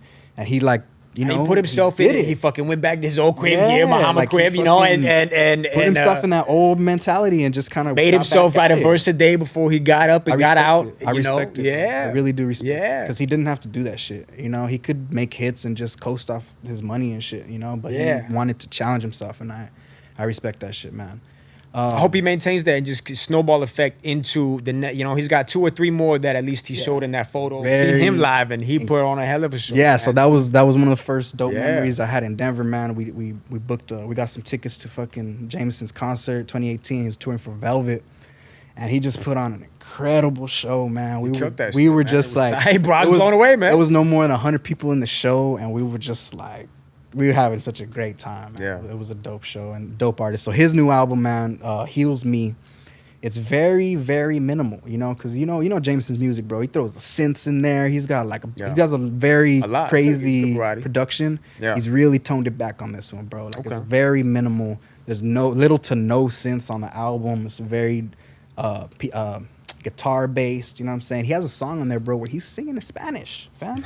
It's like straight up, bro. I was like, where did this come from, bro? But it's dope, Wow, bro. man. It's All dope. right. And you know, Danger. I ain't listened to it, so I have You know to get our boy around. Danger, bro, fucking loves Jameson, bro. So Yeah. he's been jamming on that heavy, bro. And we got tickets to his concert in Denver in November, so that's just gonna be Y'all next enjoy year. You can definitely check and expect for, you know, just more stuff. Whether it's music videos, I want to do some performances. You know, we'll see what we could do with it. The options are just so, it's unlimited at this point. You know, I really feel like I can do anything, especially with this album. The things that I tried to do with it, and the things that I still want to do more with it. You know, it's definitely been a long process of not just creating it and putting it, releasing it out, but just putting together all of this stuff to kind of put more legs on the album and just give more perspective and more meaning. Like I said, whenever I'm listening to stuff and I'm listening to an album and I'm getting really, really into an artist, you know, I might go and watch an interview, or I might, you know, whatever they do, they might do a podcast, or they might have a YouTube series. You know, I definitely, the album breakdown definitely was inspired by what Jameson is doing on his channel too. What he does is he'll go live every week and he'll talk about something different from his album, but specifically he has these segments where he goes in and he just literally shows you like the project file of the song, you know. So he might go into what he did with production. There might be some muted tracks where some stuff he just didn't roll with on the release version, but he'll kind of show you exactly just how the song was made and how it was put together and recorded and written and produced. So that was really the main inspiration behind that. So I definitely I love that video, and I just love the new perspective that it gives to the album, man. It's really dope. So I appreciate everybody supporting everything that I've been doing so far. This has all been a labor of love, man. It's hard work. It's definitely you know, time consuming, but you know, I love this shit, and I love just what it does for the album. Like I said, you know, it just provides so much more context, and I just think that when you go back and listen more, you're just able to pull away more every time you listen to it. So that's the way that I listen to music. That's what kind of fan I am of music. So that's kind of what I want to do with not just this project, but every project going forward. I think they even past projects, they've deserved what I'm kind of doing now, what I'm trying to do. Because like I said, I'm still not nowhere near done with the things that I want to do within plain sight, but I'm definitely ready to start creating music again. You know, there's so many different versions of this podcast, right? I mean, you got the video version that goes on to YouTube, you got the audio version that goes on to Spotify, but what I haven't done a good job of is promoting what I have done, right? So if you go to like the Spotify page or even the YouTube page, I think the only iterations that you can find, the only episodes of this podcast that you can find are the ones that I've done this year. And what I haven't done a good job of is telling you guys that on the Patreon page, there's so much more. Like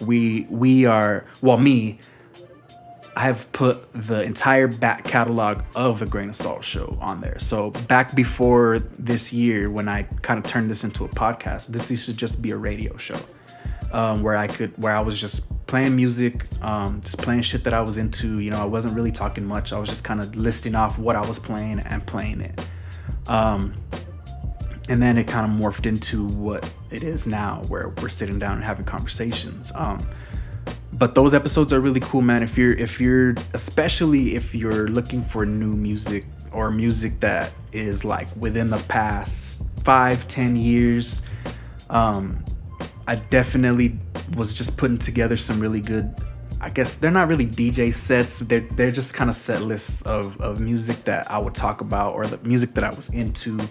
And keeping with that tradition, what you can find, as I said, this new iteration of the podcast, you can find extended versions of these episodes where we actually do play music that is spoken about on the podcast. And I haven't done a good job of saying that on the actual podcast because sometimes it's just kind of an afterthought.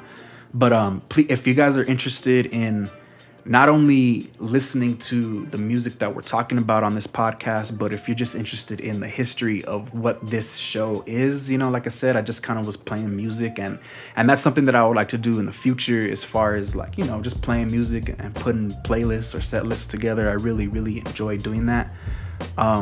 So if you're interested in listening to some weird obscure music, I would do themed shows, so I might do hip-hop shows, R&B shows, alternative rock shows, and I would just try to switch it up. It was a really cool thing that I was doing. And so please check out the back catalog of the Grain of Salt Show only on my Patreon page, patreon.com/Zoetic5D.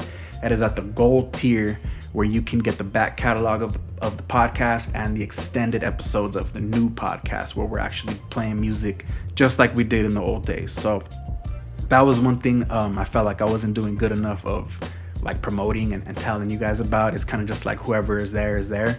And I appreciate everybody who is definitely checking that out, because there is some people. So thank you guys so much. Please check out that Patreon page. And not just that, but man, we got exclusive projects on there and my whole digital discography. And there's just so much more that I want to do on there. So please check that out. I guarantee you will not be disappointed. There's hours of content there. So check it out. We got new Bad Bad Not Good. If you're not familiar with Bad Bad Not Good, I believe it was a trio. Now it's 4 dudes, and with this new album particularly, they have Arthur Verocai doing string arrangements on there. And if you know anything about Arthur Verocai, he's just a super incredible string arranger. He's got albums I think from the 70s that are just really dope. He was also all over the latest Hiatus Coyote album that came out earlier this year. So he's definitely got his ear to the new musicians and to what's really the real. Bad Bad Not Good and Hiatus Coyote. If you know anything about those 2 bands, you know that they're super incredibly musically inclined stuff, man. It's just beautiful jazz music, man. And I think especially today in 2021, I don't think that's really something that a lot of people, it's a very pocketed niche market, but if you're looking to just vibe out to some dope jazz music, please listen to that new Bad Bad Not Good album. Shit is very dope. I believe he's a producer by the name of Romderful, and I think he's from the UK. He put out a new album it's definitely super weird, you know what I'm saying? It's definitely on the experimental kind of weird alternative R&B side. It's definitely very Neptunes inspired, I would say, but it's a really dope concept album. He got dope vocalists on there. I think Fonte and Be My Fiasco make a couple appearances on there, and it's a really dope album. If like I'm saying, if you're in a little weird mood, you want to hear some kind of weird, more leaning on the R&B, a little bit of hip hop on there, that shit is pretty dope. New album from Joel Ortiz called Sincerely Yours. Man, I really enjoyed this project from Joel, man. He's been on a pretty good run for the past few years, man. 2018 started with Mona Lisa with Apollo Brown, man. That was kind of when I was like, okay, like this is a really dope album. That was one of my favorite albums of that year. And since then, he's just been putting out solid projects. He did a collaboration with Crooked Eye. He did the album called Monday. And now this album here, man, he's just getting real introspective, very mature, very just grown man topics and subjects, but he's still Joel, man, still giving you the sharp elite lyricism, the bars, he always comes with it, man. Production is really dope too. I'm just feeling it, man. I'm really feeling that album's good quality rap music, man. So if you check it for that, man, his mellow music, his run with mellow music has been really dope. And the last album that I want to talk about is this new Silk Sonic project that came out a couple of weeks ago. Obviously, probably one of the most highly anticipated projects of the year. I was definitely anticipating it, especially after Leave the Door Open came out. That first couple months when that thing was just scorching on fire. And it's still a quality record, man. They put out a couple of singles after that. They put the Skate record out. I really wasn't feeling that. Still not feeling that in the context of the album. But the third single, Smoking Out the Window, that kind of gave me a little more hope again. I was like, okay, this is a little more of what I want to hear. Whereas Skate was just like super poppy. So as far as the album, now that we got it, I've listened to it a few times, probably more than a few times, a handful of times. Because they kept it short, thankfully. It's like 30 minutes. And it is, 9 tracks? 9 tracks, one of them is an intro. So really 8 tracks. Out of 8 tracks, I'll probably skip probably 2. You know what I'm saying? I could probably do without 2 of those joints on there. 777, it's 777 and Skate, man. Those 2 songs to me, and they put them back to back on my album. So to me, that screams like, these are our huge pop singles that we're really trying to go somewhere with. And, it's cool, man. I think for Anderson .Paak, it's definitely a dope look because the dude has been on his grind for a long time. He's super talented and he deserves all the attention that he could get. But personally, especially when you're, you've been a fan of his for so long and you're familiar with stuff like Malibu and No Worries, I don't think this is really the direction that I personally wanted to hear from Anderson .Paak. You know what I'm saying? I love Bruno Mars, but I think sometimes he tends to just take it a little too poppy. You know what I'm saying? It's just a little too much. But that's his thing. You know what I'm saying? He's very shimmery, very shiny, clean pop dude. That's what he is. You know what I'm saying? But personally, that's not what I want from Anderson .Paak. So I felt like a lot of this album was definitely, I don't know. I've heard people say the opposite, but for me, this album sounded like this was Bruno's next album. He had all the songs together and somebody, I don't know, maybe put it in his ear and was like, yo, man, you should do it with this guy because he's hot. He's next. He's got next. This dude is dope. And I feel like he just kind of plugged Anderson in the songs where he could fit. You know what I'm saying? I feel like this is not a sound I would hear from Anderson .Paak himself. You know what I'm saying? Like Fly definitely had elements of that, with some of the rapping stuff and just kind of how, how pimpish it kind of sounded. That's more so his sound. But I just feel like some of this stuff is just like not him. You know what I'm saying? I think Leave the Door Open is dope. It definitely sounds like him, and Smoking Out the Window is definitely something that I could hear him doing. But the rest of it is just like, man, I don't know. I think overall, it's a good project. It's not a bad project, but my main takeaway from this is that I just want another No Worries album, man.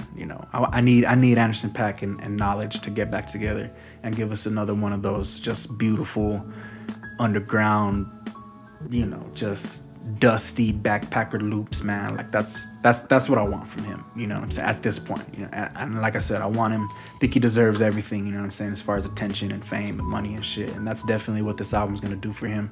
But man, just give me No Worries too. Basically, you know me. You know that I'm very not with the Grammys.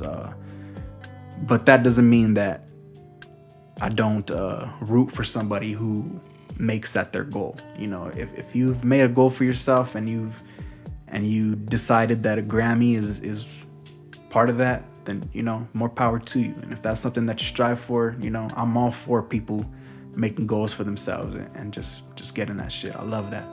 But me personally, when it comes to just music and the appreciation of music and how much I love music and how sacred this shit is to me, I'm really against the politics of what, not just the Grammys, but what award shows are. The Grammys have never fully represented what is most important on the music scene.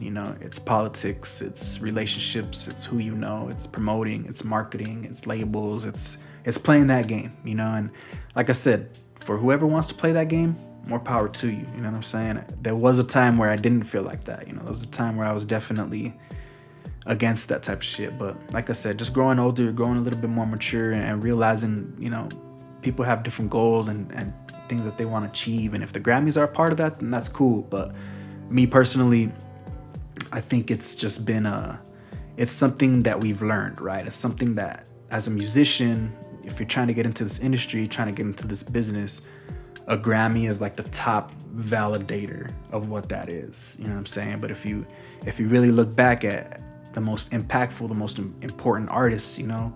Big don't got a Grammy. Pac don't got a Grammy, you know. Bob Marley don't got a Grammy, you know what I'm saying? I don't even think Marvin Gaye got a Grammy when he was alive, you know what I'm saying? So it's like, he might have got a Lifetime Achievement joint or something, you know what I'm saying? But, you know, they've snubbed Prince a bunch of times. Like, it's just been, I don't fuck with the Grammys, man. But like I said, to anybody who enjoys that, to anybody who makes that an achievement of theirs, more power to you. You know what I'm saying? I tip my cap to anybody who's out there chasing their goals, and that's really what it's all about. So